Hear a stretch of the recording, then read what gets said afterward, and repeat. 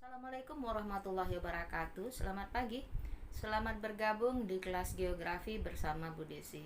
Seperti yang Ibu janjikan minggu lalu, Ibu akan membantu kamu menjelaskan tentang pokok bahasan kita yang sekarang, yaitu flora dan fauna Indonesia dan dunia. Oke? Untuk mulai belajar, ingat ya, ini merupakan bantuan. Jadi modal utamanya tetap kamu harus membaca buku, terutama buku paket.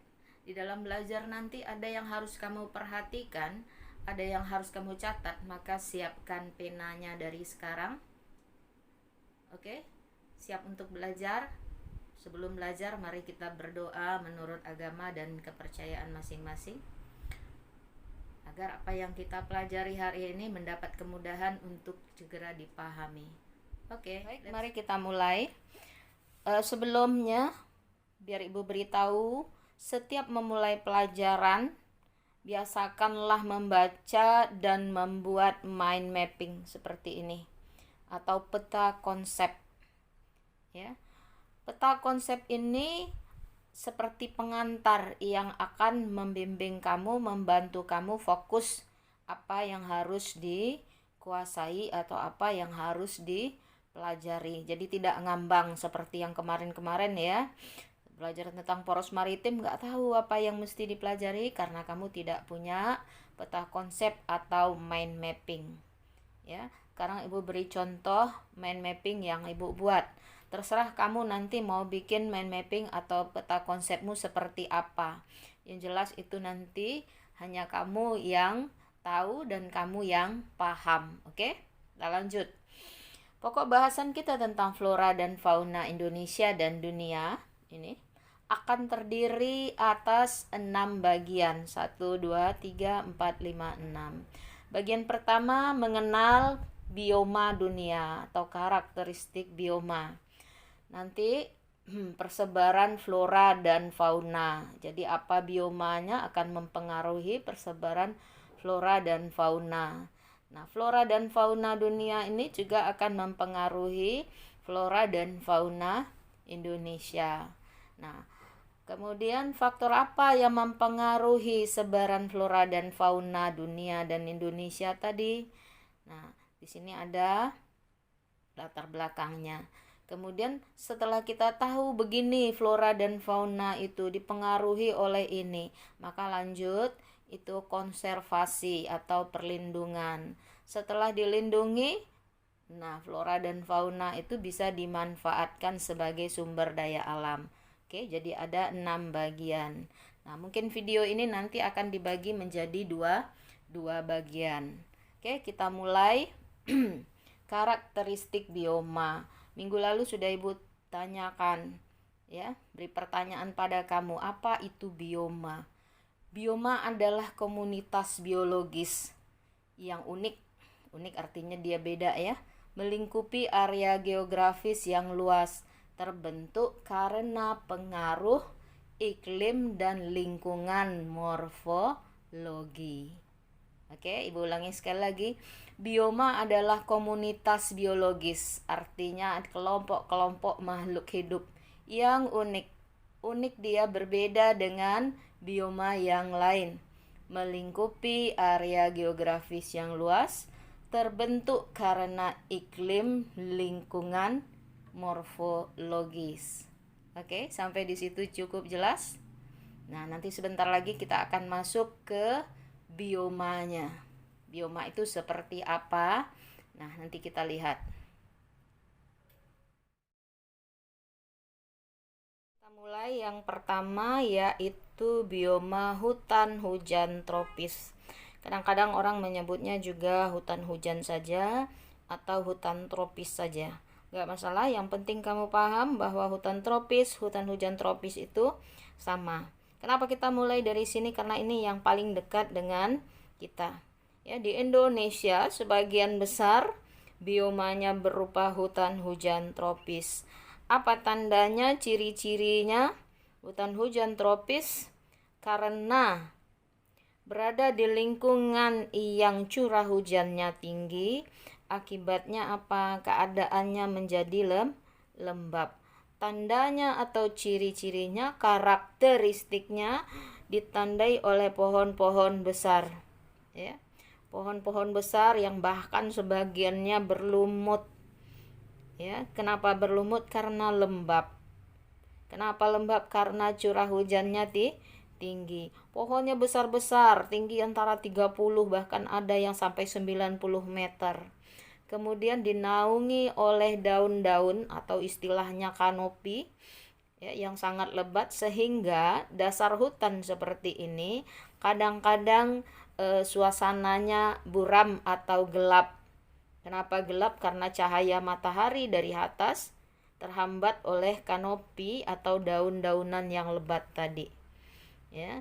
Maka banyaklah tumbuh di sini misalnya sejenis pakis atau paku-pakuan. Pohon-pohon berdaun lebar seperti ini. Kenapa begitu? Karena dia kaya sinar matahari. Oke, sampai di situ paham? Ini bioma hutan hujan tropis. Nah, berikutnya bioma sabana atau sering disebut juga savana. Di Indonesia ada, ya, tetapi bukan yang seperti ini. Kalau yang kondisinya seperti ini biasanya ada di Afrika. Apa itu sabana? Yaitu bioma yang ditandai dengan semak belukar ini. Ya, ditumbuhi, diselingi oleh satu pohon. Jadi kalau kita melihat ini kayaknya gersang begitu, ya, ditumbuhi oleh rumput-rumput ilalang yang kayaknya bakalan kering, ya. Beginilah sabana. Nah, di sabana ini banyak hidup hewan-hewan mamalia, ya, seperti di sini nampak ada zebra, ya. Kalau di Afrika sana diperhatikan itu gajah, singa, jerapah, ya, semua ada di lingkungan sabana. Di Indonesia kita juga punya bioma sabana, terutama di Indonesia bagian timur, Nusa Tenggara Timur, ya, sebagian Sulawesi, bahkan Papua. Tetapi sabana kita tidak terlalu luas seperti yang bisa kita temui di Afrika, ya. Oke, berikut bioma gurun, ya. Gurun nanti ada bentuknya, tampilannya dua macam, ada gurun pasir dan ada gurun yang masih ditumbuhi oleh pohon. Nah, yang seperti ini bioma gurun itu biasanya terdapat di Amerika Utara, Amerika Serikat dan Meksiko, ya. Ditandai dengan masih adanya pohon-pohon kaktus seperti ini, ya. Nah, di sini tampak juga bahwa cuaca atau iklimnya pasti panas, ya, temperaturnya pasti tinggi, ya. Nanti kamu bisa membayangkan hewan apa saja yang hidup di tempat-tempat seperti ini. Bioma gurun berikutnya bentuknya, tampilannya adalah berupa padang pasir. Bentuk pemandangan seperti ini atau karakteristik yang begini umum terdapat di Afrika, ya, Afrika Utara. Ingat gurun Sahara, di Arab Saudi, Iran, Mongolia. Jadi di Asia, Afrika sebagian besar gurun berbentuk padang pasir seperti ini. Nah, nanti kamu bisa bayangkan hewan atau fauna apa yang hidup di wilayah seperti ini. Nah, kenapa bisa lingkungannya berbentuk begini? Ini pasti karena temperaturnya yang tinggi. Temperatur yang tinggi menyebabkan pelapukan pada batuan, sehingga sebagian besar batuan berubah menjadi pasir. Nah, bergeser dari gurun tadi, ada lagi bioma namanya stepa, ya. Di masing-masing tempat itu beda-beda namanya, sebutannya. Ada yang menyebutnya prairie. Nah, kamu bisa melihat ini agak segar, ya. Stepa itu bisa disebut sebagai padang rumput. Nah, segarnya bahkan berbunga-bunga. Beda dengan sabana tadi yang kelihatannya agak kering. Sedangkan stepa ini lebih segar. Nah, di stepa ini biasanya kamu bisa menemukan atau melihat hewan-hewan mamalia. Nah, kalau kamu pernah menonton atau melihat tayangan misalnya sapi yang sedang merumput di padang rumput yang luas, nah bisa disebutlah bahwa padang rumput itulah stepa. Umumnya terdapat di tempat-tempat yang beriklim sedang atau beriklim agak sejuk, ya. Curah hujannya tidak banyak, ya, sedikit, tetapi suhunya rendah. Maka yang tumbuh adalah rumput-rumput yang segar-segar seperti ini. Nah, ini berikutnya bioma hutan musim atau bioma hutan musim gugur. Ditandai oleh pohon-pohon yang seragam atau sejenis, ya, di mana ini terdapat biasanya di daerah-daerah yang mengalami 4 musim. Jadi ada musim gugur. Nah, ketika musim gugur itulah kelihatan pohon-pohon itu, hutan itu berubah warna. Kadang kamu melihatnya di brosur-brosur pariwisata atau di film-film, video-video tentang luar negeri, tampak hutan itu berwarna-warni. Nah, kebetulan di kita dia berwarna kuning ketika musim gugur. Nah, pada musim semi nanti mungkin warnanya berubah menjadi merah atau berubah menjadi pink, hijau, ya. Jadi berwarna-warni kelihatan. Nah, inilah bioma hutan musim atau bioma hutan musim gugur. Kebetulan pas gugur baru kelihatan warnanya yang lebih terang, ya. Ini di mana terdapat? Di daerah yang tadi mengalami 4 musim umumnya. Nah, seperti di Eropa, di Jepang, Cina bagian utara, ya, Amerika, Kanada. Nah, mengalami yang seperti ini. Nah, kita melihatnya sebagai ciri khas pemandangan luar negeri atau Eropa. Oke, berikutnya adalah bioma taiga, ya. Taiga itu apa? Kadang ada juga yang menyebut hutan konifer atau hutan pohon berdaun jarum, ya. Ciri-cirinya pohon-pohonnya lancip-lancip seperti ini. Kita kadang melihatnya seperti pohon Christmas atau pohon Natal, ya. Hutan taiga di mana terdapat? Umumnya terdapat di belahan bumi utara yang dekat-dekat dengan hampir dekat dengan kutub, ya. Nah, ini kelihatan hutan berdaun jarum atau bahkan daunnya itu enggak kelihatan seperti daun, ya. Nah, ditandai kamu bisa melihat pemandangan seperti ini, kira-kira temperatur atau suhunya pasti sangat sejuk, ya, atau temperaturnya rendah. Next, bioma namanya padang tundra atau tundra. Apa itu? Nah, ini bioma yang biasanya terdapat di ketinggian tempat, misalnya di arah ke kutub utara atau ke puncak-puncak gunung, yaitu bioma yang ditandai oleh tumbuhan yang rendah, hampir tidak ada pohon, ya. Sebagian besarnya adalah lumut atau rumput-rumput yang rendah. Nah, biasanya lihat seperti di gambar itu, dia dekat dengan puncak gunung atau di tempat yang suhunya sangat rendah, ya. Oke, di luar pokok bahasan kita ada bioma lautan dan samudra juga termasuk bioma. Nanti daerah kutub es itu juga termasuk bioma karena di sana kehidupannya secara biologis hewan flora faunanya juga unik dan berbeda dengan bioma-bioma yang lain, ya. Tetapi nanti kita tidak membahas tentang laut dan samudra karena itu sangat luas. Nanti akan kita bahas berikutnya tempat-tempat atau wilayah yang mengalami bioma-bioma yang berbeda tadi.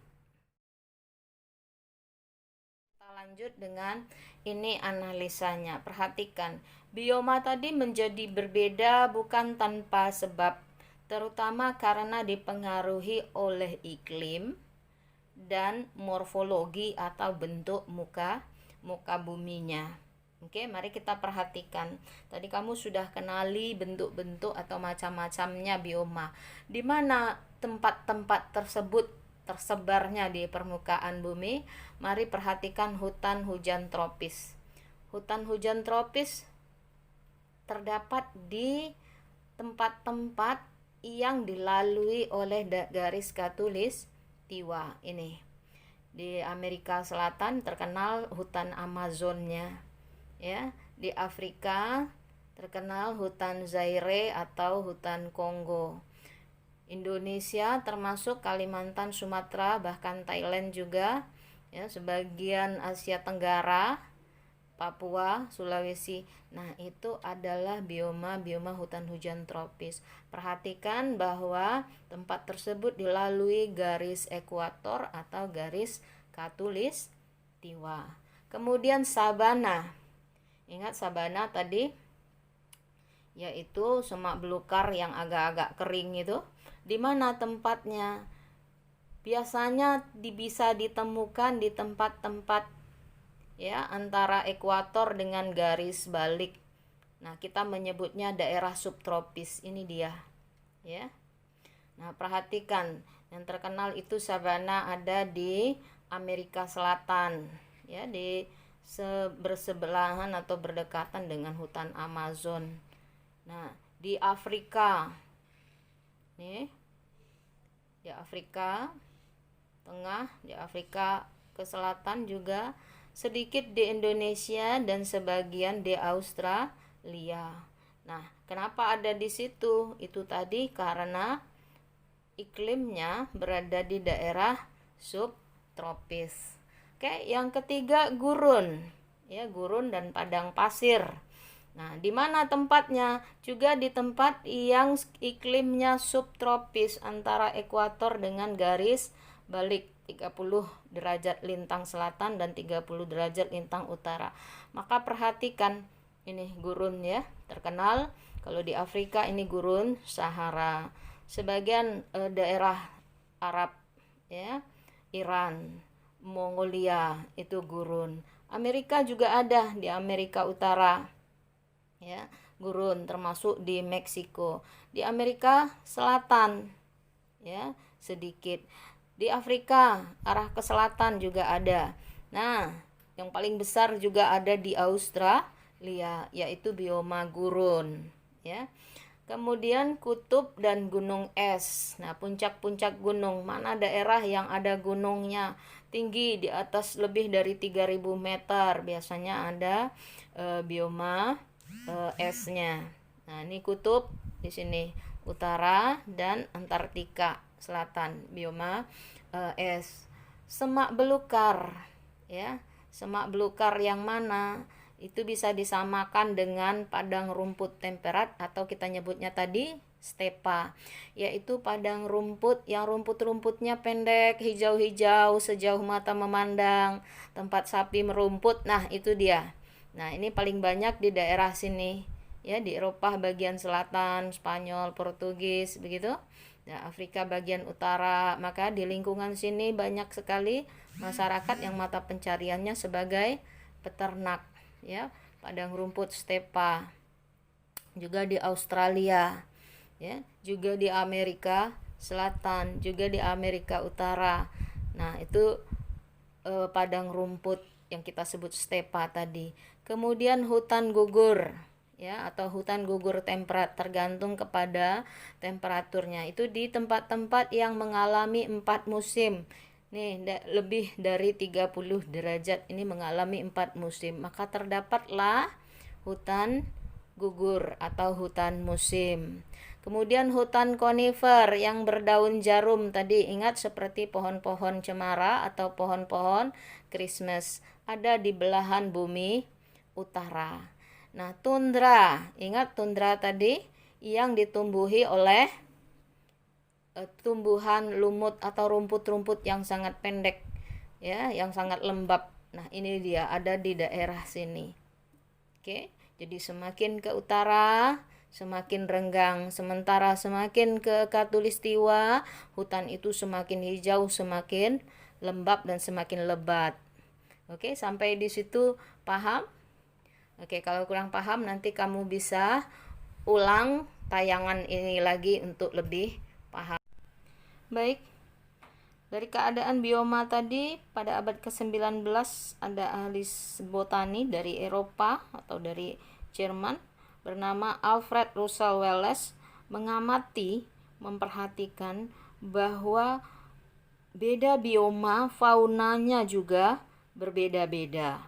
Nah, dia menemukan beberapa region atau zona yang menyebabkan fauna itu berbeda-beda. Oke, kita mulai dari fauna region oriental, ya, yang paling dekat dengan kita, daerah Khatulistiwa, yaitu region oriental atau daerah Asia.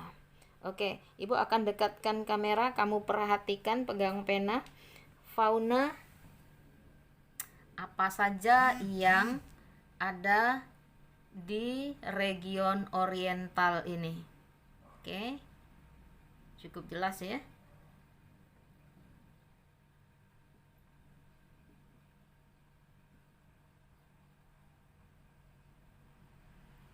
Oke, Ibu kasih huruf. Silahkan kamu tuliskan apa saja fauna yang terdapat di region oriental.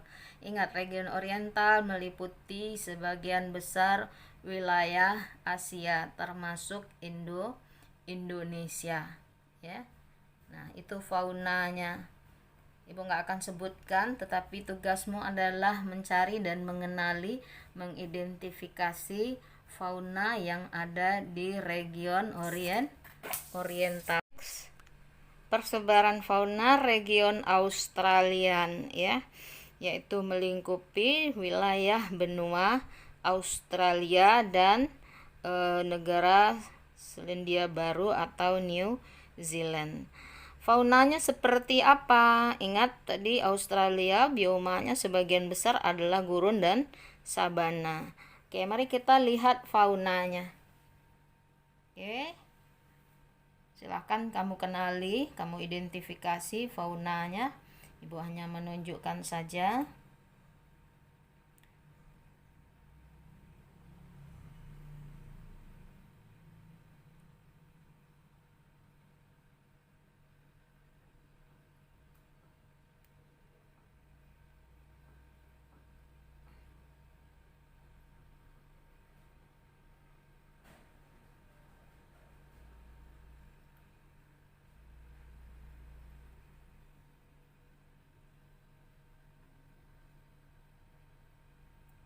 Oke, bagaimana? Cukup jelas? Oke, berikutnya daerah persebaran fauna region Ethiopian, yaitu meliputi benua Afrika. Oke, mari kita perhatikan faunanya ada apa saja. Mulai dari A, B, C, D, E, F,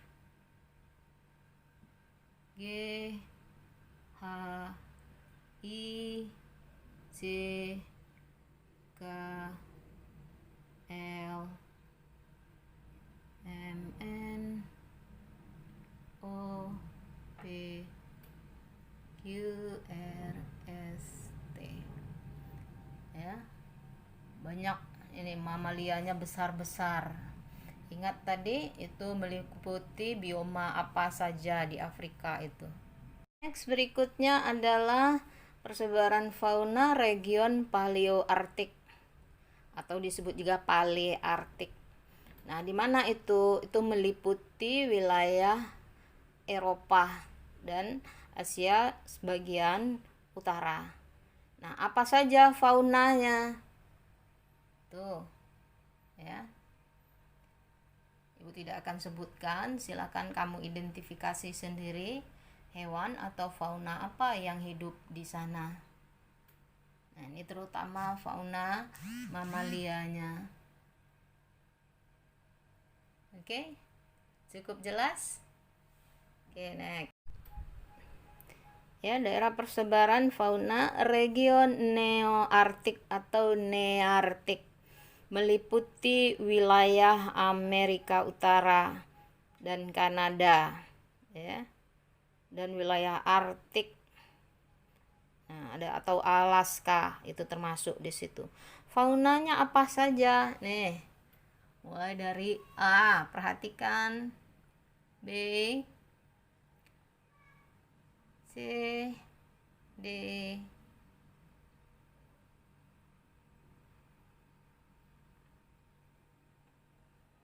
Oke, bisa diidentifikasi? Bisa dikenali? Atau kamu udah menemukan bahwa ada beberapa fauna itu mirip atau sama dengan yang ada di Paleoartik. Nah, perhatikan ya, namanya sama-sama Arktik. Tadi Paleartik, sekarang Nearktik. Oke, sudah? Berikut persebaran fauna region neotropik. Ya. Perhatikan itu wilayahnya meliputi Amerika, benua Amerika Selatan. Faunanya apa saja? Nah, rasa-rasa kenal nggak? Barangkali ada saudaranya yang di sini. Nah, silahkan diidentifikasi, ditulis, didata apa saja fauna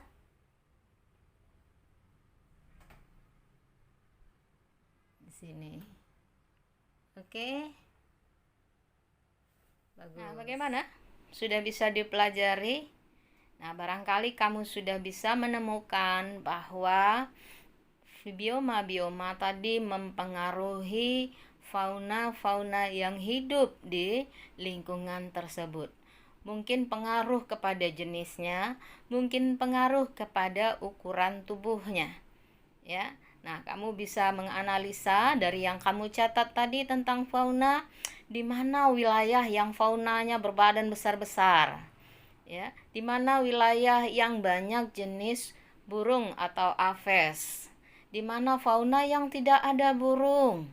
Di mana fauna yang banyak jenis apes atau keranya. Ya. Nah, kamu bisa menganalisa di situ, silahkan lengkapi tabelmu nama-nama fauna yang hidup di region masing-masing. Oke, kalau misalnya kurang, kamu bisa putar ulang atau tayang ulang video tadi, tapi jangan lupa subscribe untuk supaya minggu depan Ibu bisa bikin video lagi yang lebih bagus daripada itu. Oke, sampai bertemu lagi di pertemuan berikutnya. Ya. Silakan, mudah-mudahan video ini dapat membantu kamu di dalam belajar. Oke, wabillahi taufik wal hidayah. Wassalamualaikum warahmatullahi wabarakatuh.